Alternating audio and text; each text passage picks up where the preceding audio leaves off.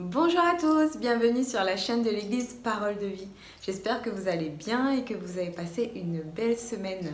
Moi je suis heureuse de vous retrouver aujourd'hui pour notre temps de partage autour de la parole de Dieu. Aujourd'hui le message sera apporté par un invité cher à notre cœur, à l'église d'Orléans. Mais je vous en dis pas plus, je vous laisserai le découvrir après notre temps de louange. Quant à moi, je vous retrouve à la fin pour quelques annonces. Je vous souhaite un bon culte.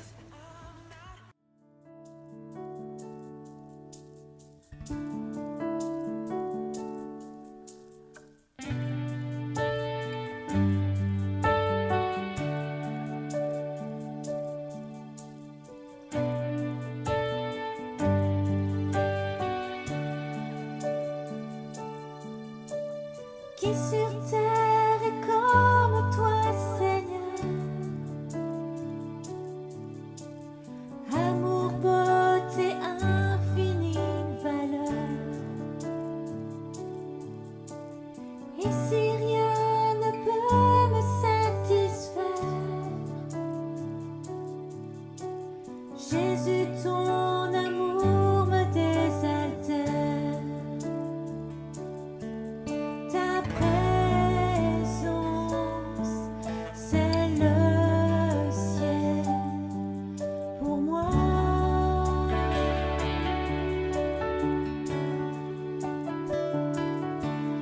Ta présence, c'est le ciel pour moi.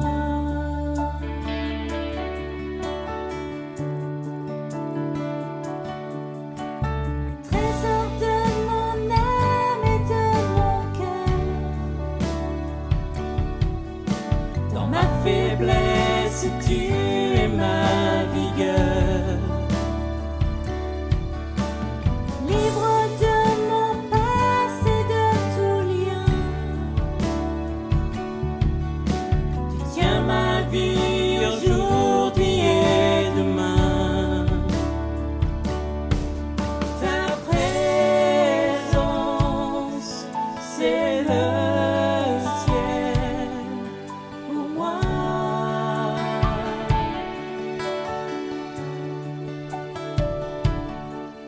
Ta présence, c'est le ciel pour moi.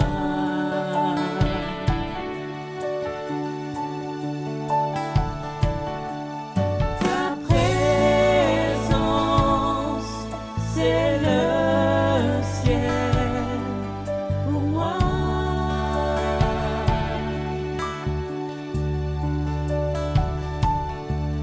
Ta présence, c'est le ciel pour moi.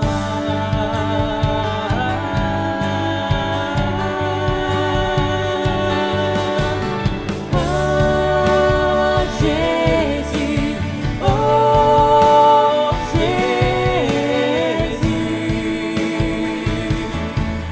ta présence c'est le ciel pour moi. Oh Jésus, oh Jésus,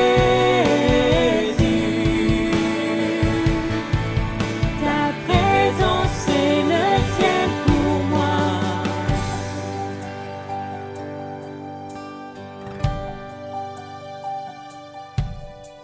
Je marcherai chaque jour dans ta grâce,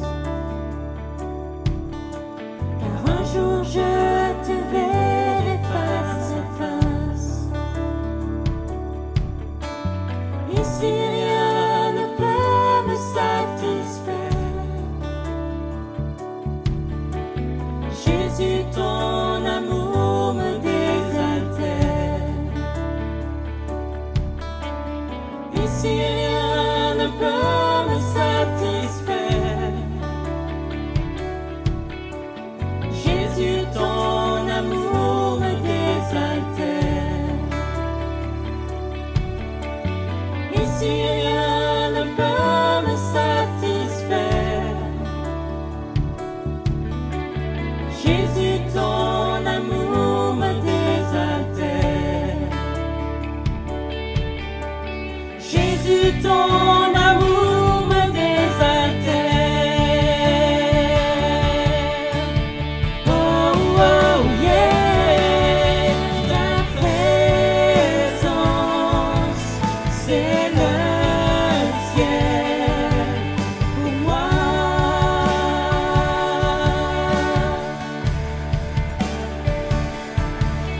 Ta présence, c'est le ciel pour moi.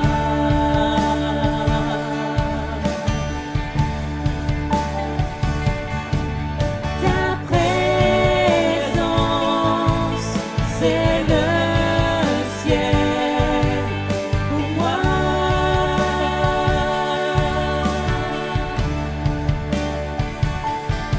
Ta présence, c'est le ciel pour moi.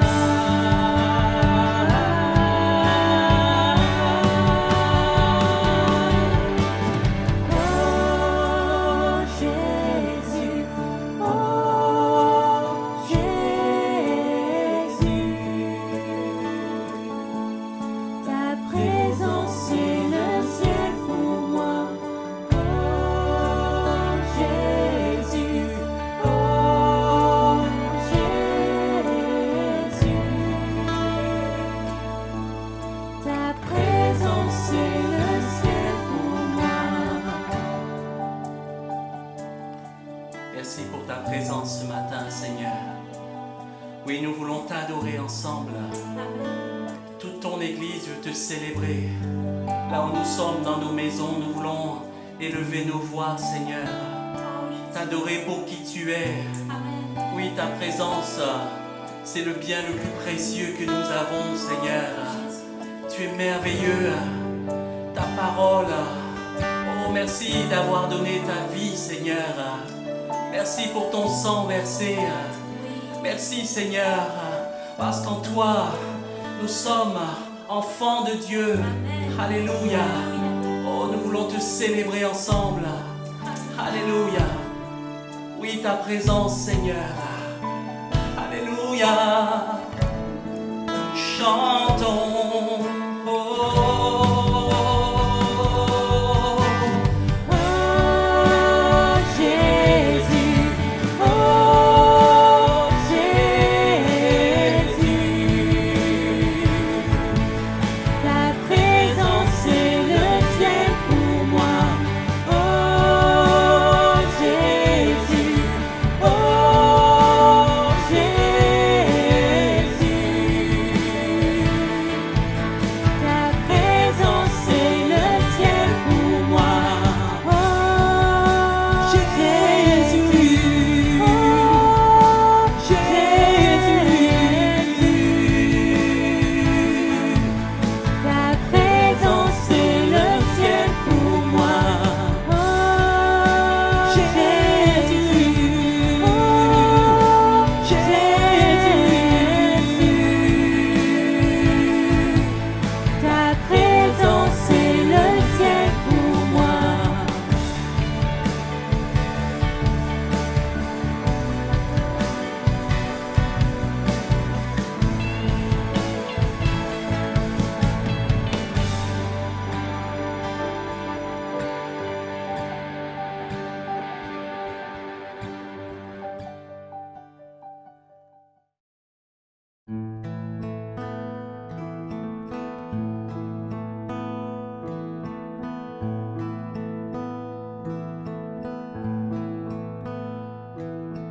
Merveilleux Sauveur,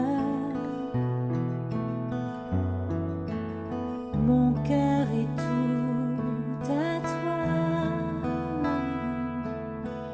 Jamais je n'oublierai ton sang versé pour moi. Merveilleux Sauveur,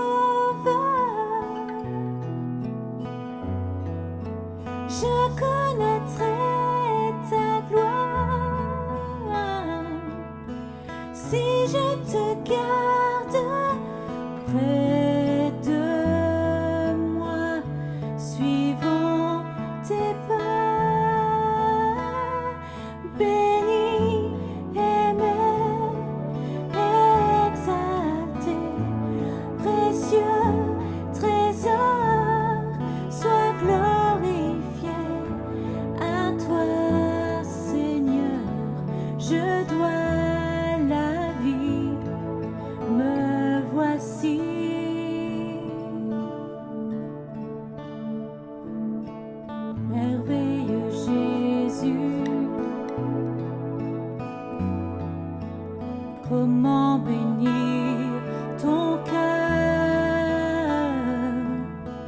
les genoux, je veux fléchir, car tu n'es que splendeur.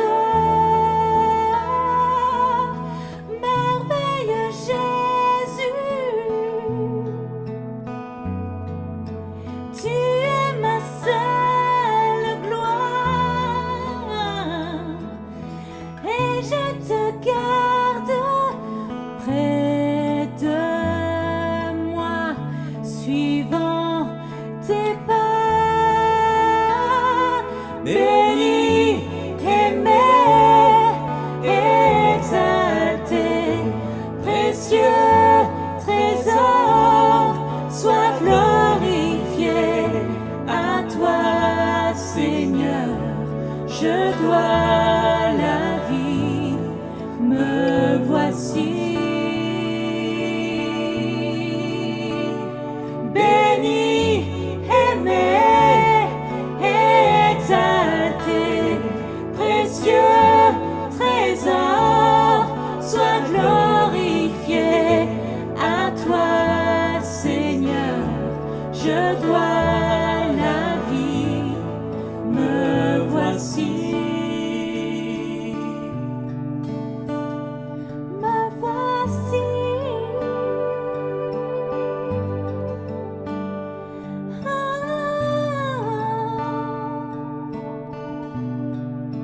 Jusqu'à la fin,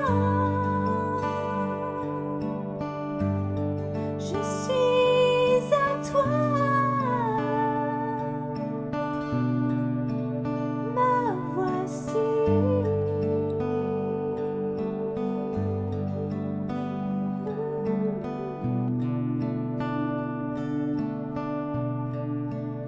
C'est la raison pour laquelle je vis. C'est la raison pour laquelle je vis. C'est la raison pour laquelle je vis. C'est la raison pour laquelle je vis, pour t'adorer, mon Dieu.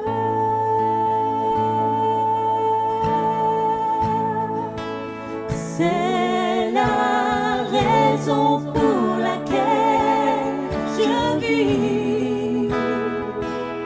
C'est la raison pour laquelle je vis. C'est la raison pour laquelle je vis, pour t'adorer, mon Dieu.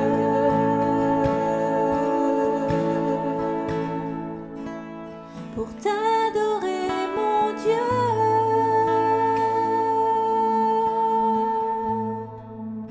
Pour t'adorer, mon Dieu.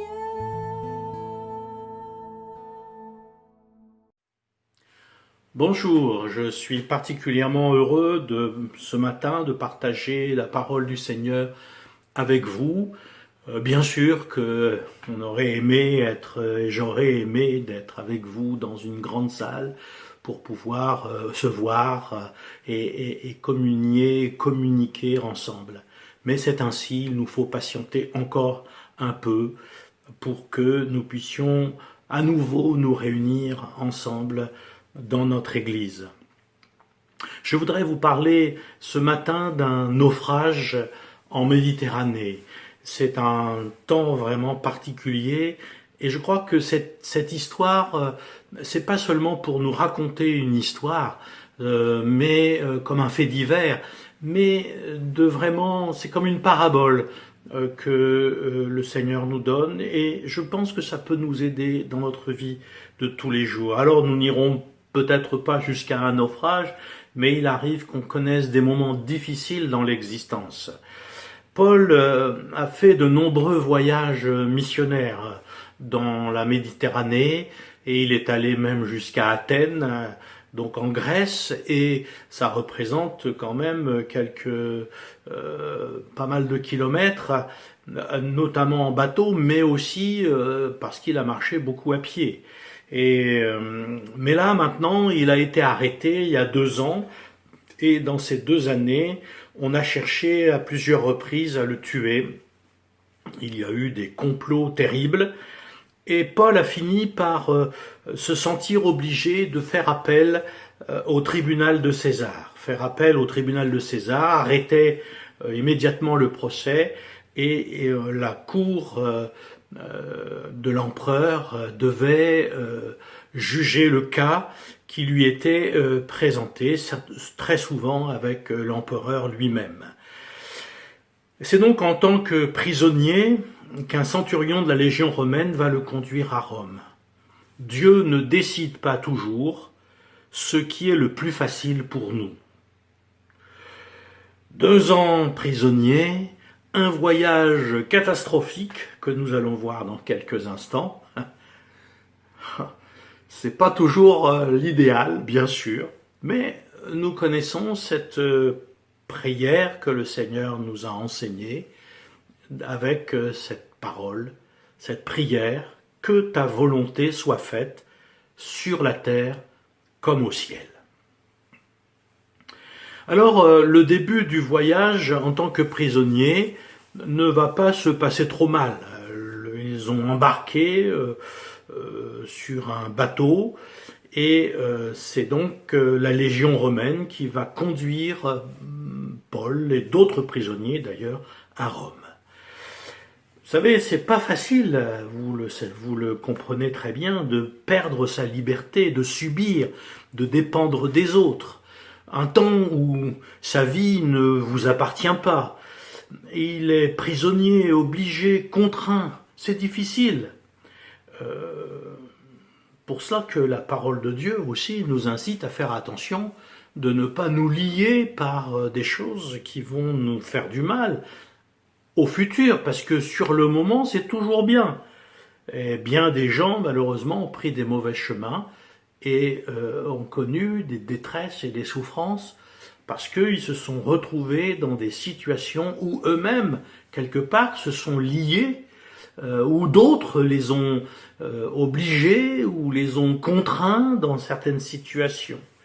Alors, la parole de Dieu nous met en garde contre ces choses, et bien sûr, il faut que nous fassions très attention. La première partie du voyage va donc bien se passer, plutôt bien, malgré les vents contraires. La navigation, à l'époque, était une navigation à voile, mais pas le genre croisière, mais plutôt bateau de commerce. Les passagers n'ont pas de cabine ni luxueuse ni même simple. Il n'y a pas de restaurant à bord, d'animation, de piscine, etc. Non, c'est assez rustique. Les passagers s'installent sur le pont comme ils peuvent. Ils doivent emmener leur nourriture et il n'y a rien qui est prévu pour les nourrir. La priorité, bien sûr, dans ces bateaux, c'est le chargement. On emportait toutes sortes de denrées dans des amphores assez grandes.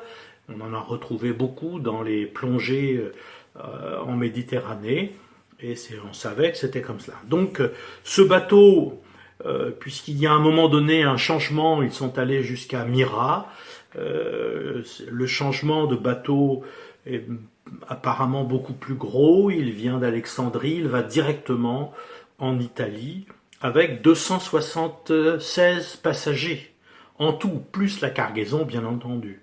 Et quand ils sont repartis donc de Myra, qui est sur la côte sud de la Turquie actuelle, eh bien les problèmes vont commencer, parce que en fin de compte ils sont obligés de naviguer très lentement.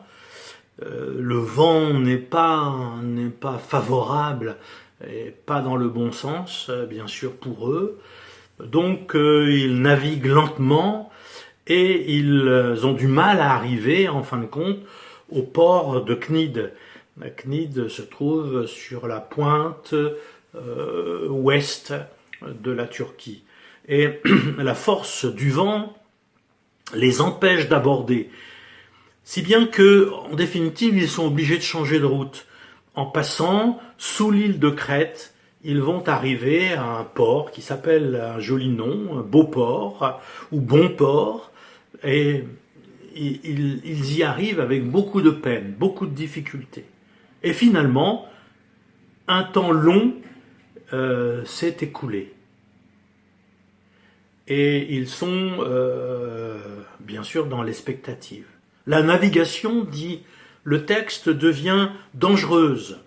On sait que du 11 novembre jusqu'au 10 mars, c'est une période où la Méditerranée est assez agitée et elle était fermée. C'est-à-dire on ne pouvait plus naviguer, ou du moins on évitait de naviguer, malgré le fait que parfois certains prenaient des risques et continuaient la navigation, tout simplement par appât du gain, pour essayer de gagner un petit peu plus, mais avec de gros risques, bien évidemment. Et Paul, à un moment donné, quand ils sont dans ce port nommé Beauport, va les avertir. Il va dire, je vois qu'on risque beaucoup, on risque tout perdre, la cargaison, les navires et aussi nos vies. On devrait rester là. Mais on va interroger le pilote, on va interroger le propriétaire du bateau, et tout le monde est d'avis, et la majorité des gens sont d'avis d'aller un petit peu plus loin, toujours en Crète, mais sur le port qui se trouve plus à l'ouest, et bien sûr, mais comme dans beaucoup de cas, c'est la majorité qui gagne. Hein. Vous savez, la Bible est aussi un livre où Dieu nous avertit. Je crois que Dieu ne nous prend pas en traître. Et très souvent, il nous avertit. Des choses difficiles qui vont se produire dans notre vie si on prend telle ou telle option dans notre existence. Alors certains le voient comme une contrainte, comme quelque chose où on n'est pas libre. Bien sûr, on est libre de ficher sa vie en l'air, c'est clair. Mais c'est quand même pas l'idéal. Et ce que Dieu veut, c'est notre bien, notre bonheur. Alors il nous avertit. Et il y a de nombreux avertissements dans la parole de Dieu, de nombreux conseils à vivre. Dieu nous montre les conséquences de nos inconséquences. Et on voit souvent qu'un changement de comportement, de mentalité, ce qu'on appelle une repentance, amène un changement dans les conséquences. Et en définitive, va souvent rétablir une situation qui était défavorable, qui nous cassait littéralement, et va rétablir notre paix, notre joie, notre bonheur. Dès les premières pages de la Bible, Dieu avertit l'homme, il n'y a personne d'autre, il n'y en a qu'un. Et il est dans un contexte quand même très très agréable. Il a la liberté, il peut sortir comme il veut, il mange les fruits et tout ce qui pousse assez facilement, il n'a pas de contraintes particulières. Et puis Dieu a mis des arbres, bien sûr, et il y a notamment au milieu du terrain dans lequel il se trouve, eh bien il y a l'arbre, et Dieu au milieu et Dieu lui dit, mais tu pourras manger tout ce que tu veux, mais tu ne mangeras pas de l'arbre qui se trouve là au centre du jardin, parce que le jour où tu en mangeras, tu vas mourir. C'est l'arbre de la connaissance du bien et du mal. Et Dieu a donné cet avertissement à Adam, à l'homme, avant même la création de la femme. Et Adam était chargé, bien sûr, de communiquer cette information, cet avertissement à son épouse Ève, mais aussi plus tard aux enfants et aux enfants des enfants, etc. C'est ainsi que les choses de Dieu fonctionnent. Il y a des gens qui pensent que c'est dommage que Dieu leur parle pas comme ça à eux, n'est-ce pas ? Et bien des gens m'ont dit, mais Dieu m'a pas parlé, donc je crois pas, et puis je fais ce que je veux, parce que Dieu m'a pas parlé. D'abord, pourquoi il nous parlerait à nous spécialement ? Et puis deuxièmement, il nous a parlé au travers de certaines personnes. Par exemple, dans la Bible, on voit que Dieu a parlé à Moïse. Et au travers de Moïse, à tout un peuple, le peuple d'Israël. Il leur a donné des lois, il leur a donné des conseils, des manières de vivre, d'être. Il lui a donné des interdictions, il lui a aussi promis de venir à son secours, à les aider. Et ça a été une période assez extraordinaire, jusqu'au jour où, quand les plus anciens ont disparu, quand Moïse est parti, eh bien, on a repris un petit peu ces tendances. Et vous savez, les tendances, la Bible appelle ça les penchants. Et vous savez qu'un penchant, ça penche. Et ça penche toujours du côté où ça va tomber. Alors, il y a eu aussi les évangiles. Dans les évangiles, on voit Jésus nous enseigner, nous parler, nous dire ce qu'il faut faire et ne pas faire. Et surtout, il nous parle de ce que sera notre éternité, l'au-delà. Bien sûr, c'est aussi quelque chose d'extrêmement important. Où est-ce qu'on va? Quelle sera notre éternité? Alors on peut se mettre comme l'autruche, la tête dans le sable, bien qu'il paraît que l'autruche ne fait pas ça. Mais enfin, peu importe. Et voilà, on n'écoute pas forcément. Et malheureusement, il y aura de tristes certitudes à un moment donné, de tristes choses. Et 3 éléments vont pousser au fait que on va pas écouter l'apôtre Paul, puisqu'il est dit que le centenier va écouter le pilote et le patron du navire, plutôt que Paul. Ce qui est quelque part logique. Paul n'a pas les certificats de pilotage, il n'a pas simplement, comment dirais-je, toute la renommée pour dire moi je m'y connais. Paul connaît les choses parce que il a vécu des situations sur les bateaux, il a navigué beaucoup, donc il sait par expérience. Mais on méprise aussi sa parole. De quoi il a l'air? Pas de grand-chose. Lui, en plus, il est prisonnier. C'est vraiment le dernier des derniers à qui on pourrait éventuellement faire confiance. Et c'est ce qui se passe. Le centenier, le responsable du voyage, va écouter le pilote et le patron qui sont d'avis, ainsi que la majorité. Et c'est ça le premier élément qui va pousser dans ce sens. La majorité pense que ça serait mieux d'aller ailleurs. Donc on va écouter la majorité. C'est souvent ce qu'on fait. Parce qu'on pense que la majorité elle a raison. Mais c'est pas toujours la réalité. La majorité n'a pas toujours raison. Et malheureusement on le sait tous. C'est pas parce que vous avez un groupe important autour de vous qui va vous dire fais comme ci ou fais comme ça, mais très souvent l'être humain va faire ce que les autres pensent juste, bien. Mais tout le monde le fait, alors pourquoi on le ferait pas? Et pour toi, tout le monde vit comme ça, pourquoi on vivrait pas comme ça? Mais la parole de Dieu nous incite à faire extrêmement attention à ce genre de choses. La deuxième chose, c'est il y a ce jour-là un léger vent du sud qui se met à souffler, dans le bon sens en plus. Donc, c'est formidable, c'est sympa, il fait bon, c'est agréable, ça va être une belle croisière. On va pouvoir faire les quelques heures de voyage pour arriver à l'autre port. Mais, vous savez, des fois c'est trompeur. Il y a parfois des signes dans notre vie qui nous encouragent à aller dans certains domaines, dans certaines directions. Mais ce n'est pas forcément la bonne direction. Et en tant que chrétiens, nous sommes invités à consulter le Seigneur, à lui demander son avis, à le laisser diriger notre existence, parce que c'est quelque chose qui est important. Et puis, la troisième chose, c'est se croyant maître de leur dessein. Se croyant maître. Vous savez, on se croit maître et en fin de compte, on finit comme esclave. Et l'orgueil, c'est quelque chose de terrible. plein de gens vivent de l'orgueil. Ils ont une opinion d'eux-mêmes, de leur avis, de leurs pensées, de leurs sentiments, de ce qu'ils sont, de leur intelligence. Ils ont peut-être toutes les capacités, mais combien aussi se sont trompés de chemin et se sont mordus les doigts en fin de compte, parce qu'ils ont pris un mauvais chemin. Alors mes amis, nous avons besoin d'écouter ce que Dieu a à nous dire sur notre vie, notre façon de vivre, notre façon d'être, de nous comporter, parce que c'est important.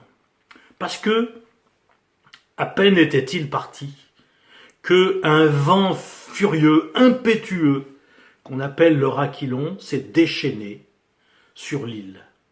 Des éléments plus forts qu'eux, qui vont les entraîner. Le navire fut entraîné, sans pouvoir lutter contre le vent. Alors, le texte nous dit, et c'est le témoignage des gens qui étaient sur ce bateau, on se laisse aller à la dérive. Puisque les éléments, on ne peut pas lutter contre cela, alors on se laisse aller. Ça ne vous dit rien, ce genre de choses? Vous savez que au bout d'un moment, plein de gens sont à bout de force, n'arrivent plus à lutter, n'arrivent plus à se battre et se laissent aller, et parfois à la dérive. L'alcoolisme, la drogue et bien d'autres choses encore finissent par les emporter sur des mauvais chemins. Alors le texte nous dit qu'ils ont eu de la peine à se rendre maîtres de la chaloupe parce qu'ils l'ont remontée. Au départ, on la traîne derrière, mais là, on la remonte sur le bateau pour pouvoir ne pas la perdre. Après l'avoir hissée, on se sert, disent-ils, des moyens de secours pour ceindre le navire, parce que pour éviter que le navire, sous la force de la tempête, explose, la carcasse du navire explose, on saignait le navire de cordages, de gros cordages, pour ligaturer tout cela et empêcher le bateau de perdre des planches et d'avoir des voies d'eau, bien sûr, et d'aller à la détresse, au naufrage. Le lendemain, dira ce texte, nous étions tellement battus par la tempête qu'on jeta la cargaison à la mer. Et le troisième jour, ils ont lancé tous les agrès du navire, c'est-à-dire tout ce qui servait au fonctionnement du navire, on l'a jeté par-dessus bord. Le texte nous dit aussi que le soleil et les étoiles ne parurent pas pendant plusieurs jours. Et bien sûr, à une époque où les GPS n'existent pas et où les guidages de toutes sortes électroniques ne fonctionnent pas, on se guide bien sûr au ciel, au soleil, aux étoiles, aux planètes. Et bien sûr que si on n'a pas ces éléments-là en visuel, on est complètement perdu, et c'est ce qui va se passer d'ailleurs. Ils ne savent plus très bien où ils en sont. Alors, la tempête était si forte, dit le texte, qu'ils ont perdu toute espérance d'être sauvés. Ils se sont dit, là, c'est terminé, ça ne va pas passer, c'est pas possible, c'est trop fort, et on n'y arrivera pas. Alors, à un moment donné, et c'est ça que je trouve extraordinaire, c'est que Dieu va reprendre la main. Et Paul va dire à ces gens, écoutez-moi quelques instants, il fallait m'écouter et ne pas partir de Crète, afin d'éviter ce péril et ce dommage. Mais maintenant, courage, car aucun de vous ne va périr. Il n'y aura de perte que celle du navire. Quel message, hein? Un message d'encouragement, courage. La 14e nuit, dit Paul, maintenant, tandis que nous étions balayés sur l'Adriatique, un ange de Dieu à qui j'appartiens et que je sers m'est apparu. Et m'a dit, Paul, ne crains point, il faut que tu comparaisses devant César. Et voici, Dieu t'a donné ceux qui naviguent avec toi. Alors, il va leur communiquer cela, ce que lui-même a reçu au fond de lui. Rassurez-vous, j'ai cette confiance en Dieu qu'il en sera comme il m'a été dit. Mais, dira-t-il, nous devons échouer sur une île.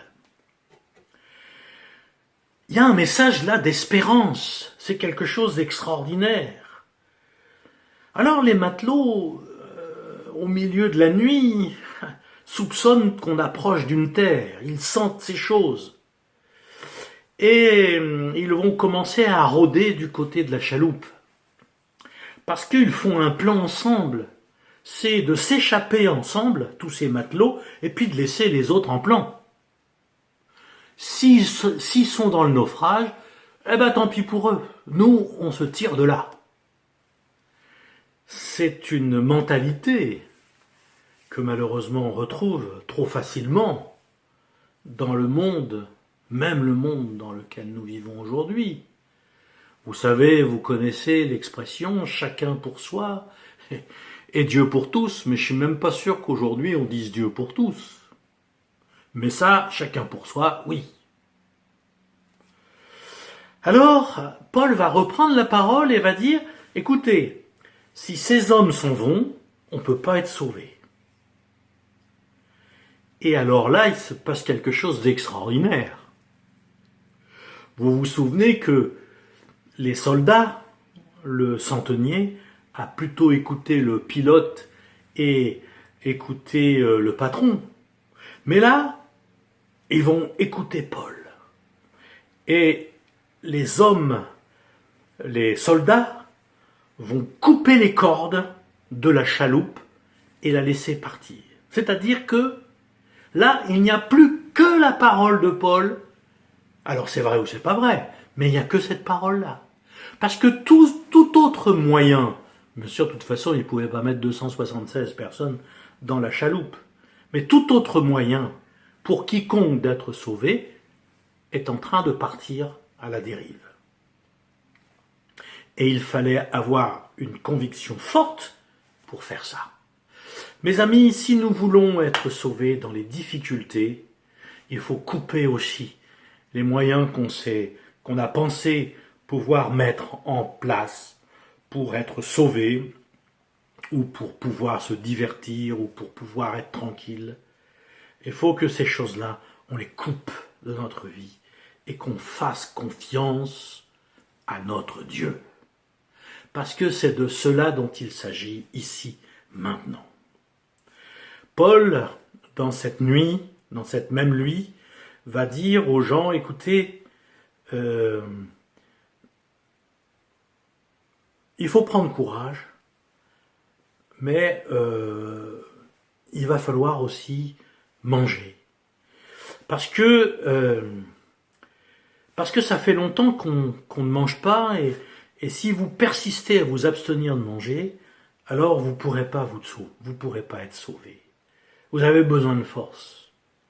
Et il faut pouvoir affronter la difficulté qui s'annonce pour vous. Mais vous serez sauvés. Mais il faut quand même se préparer. Alors, il est dit que Paul, devant tout le monde, prend du pain, et après avoir rendu grâce à Dieu, devant tous, il rompit le pain et se mit à manger. Et alors là, les gens voyant Paul dans cette attitude, tous reprirent courage et mangèrent également. C'est intéressant de voir cela, parce que c'est grâce aux paroles de Paul, mais pas seulement que ses paroles, mais aussi sa manière d'être et de faire. Et c'est souvent ce qu'on voit. Les chrétiens ne doivent pas être des gens simplement qui parlent, mais au travers de leur attitude, au travers de leur exemple, encourager et aider. Parce que vous savez bien, les paroles s'envolent, mais les actes restent. Et quand le jour est arrivé, donc au moment, le lendemain matin, au moment où le jour s'est levé, ils ont vu qu'ils s'approchaient d'une terre. Il y avait là devant eux un golfe avec une plage.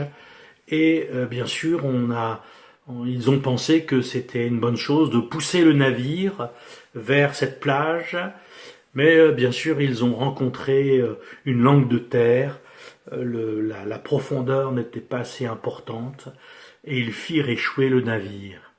Et bien sûr, une fois que le navire s'est immobilisé de l'avant, la poupe a été battue par les flots et elle s'est brisée, elle a explosé littéralement et par la violence de ces vagues. C'était un moment terrible. Imaginez un petit peu. Alors le centenier, qu'est-ce qu'il a dit? Il a dit maintenant que ceux qui savent nager se jettent à l'eau. Quand la mer est calme, qu'il fait beau et que on a envie d'aller se baigner, c'est une chose. Mais quand il y a des vagues énormes qui viennent de casser le bateau, on n'a peut-être pas forcément envie de plonger et d'aller nager. Et les gens l'ont fait. Et puis il dit aux autres, mettez-vous, prenez des planches, prenez tout ce que vous trouvez sous votre main, les débris, et vous allez gagner le rivage. Et le texte ajoute, c'est comme cela que tous parvinrent à terre sains et saufs. Mouillés, mais sauvés. Eh oui, des fois, on va être mouillé, mais il vaut mieux encore cela et être sauvé. Dieu soit béni, le salut, le Seigneur le donne et le Seigneur leur a fait grâce. Il les a bénis, il les a délivrés, il les a souverains. Rendons grâce au Seigneur et bénissons-le. Merci Seigneur pour ta bonté envers nous. Merci parce que ton secours est là. Merci parce que tu nous donnes de bons conseils pour notre vie. Et tu nous aides Seigneur dans l'existence à prendre le bon chemin, ce chemin qui mène à la vie éternelle. Et puis quand nous sommes en difficulté et en détresse, alors tu es notre secours. Et nous voulons te remercier. Que ta grâce soit sur nous tous Seigneur. Veuille nous bénir, mais nous te rendons grâce, nous te bénissons.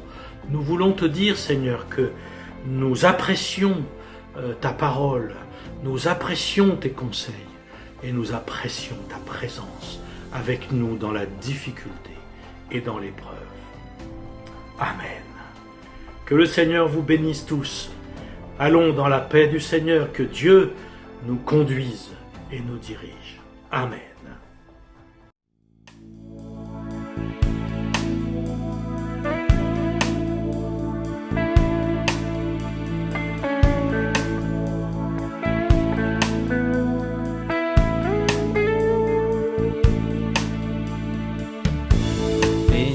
Soit ton nom dans le lieu de bénédiction, où s'écoule ta provision.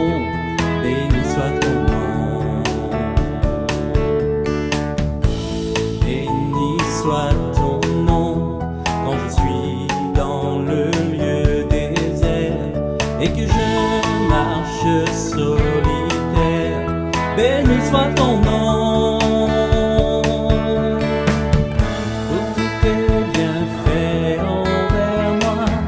Je te louerai, et dans les temps difficiles, je redirai. Béni soit le nom du Seigneur, béni soit ton nom. Béni soit le nom du Seigneur.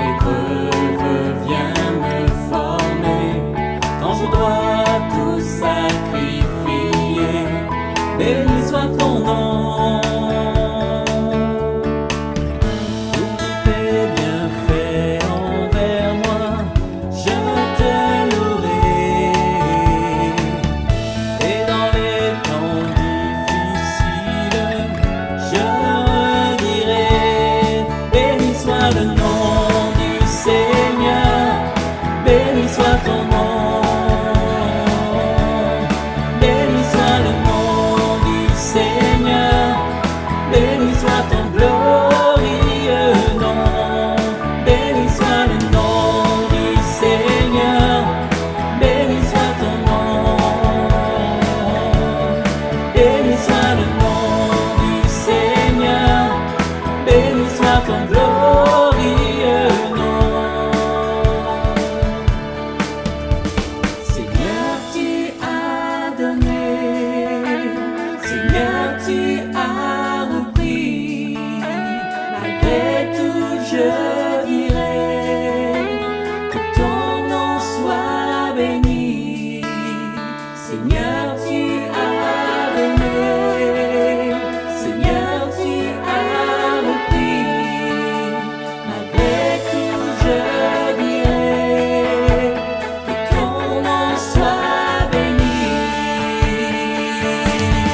Béni soit le nom du Seigneur. Béni soit ton nom. Béni soit ton nom. Béni soit le nom du Seigneur. Béni soit ton glorieux nom. Béni soit le nom du Seigneur. Béni soit ton nom. Béni soit le nom du Seigneur. Béni soit ton glorieux nom. Béni soit le nom du Seigneur. Béni soit ton nom. Béni soit le nom du Seigneur. Béni soit ton glorieux nom. Béni soit le nom du Seigneur. Béni soit ton nom. Béni soit le nom du Seigneur. Béni soit ton glorieux nom.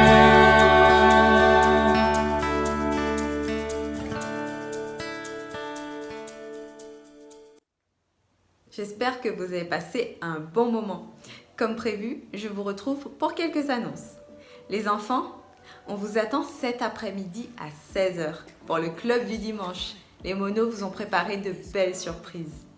Les grands, sachez que vous avez la possibilité de continuer à faire vos offrandes en vous rendant sur le lien Hello Asso Église Parole de Vie Orléans. Ce lien, vous le retrouverez dans la description de cette vidéo. Pour y aller, il faudra cliquer sur la petite flèche qui se trouve à droite de votre écran. N'oubliez pas également de vous abonner à la chaîne. Pour s'abonner, c'est simple. Il faut activer la petite cloche qui se trouve également à droite de votre écran. Si vous avez aimé la vidéo, n'oubliez pas de liker, c'est le petit pouce bleu, et également de la partager à vos proches. Voilà pour les annonces. Je vous retrouve la semaine prochaine. Je vous souhaite un bon dimanche, une belle semaine. Soyez bénis. Feel it breaking out like an echo, echo in my soul.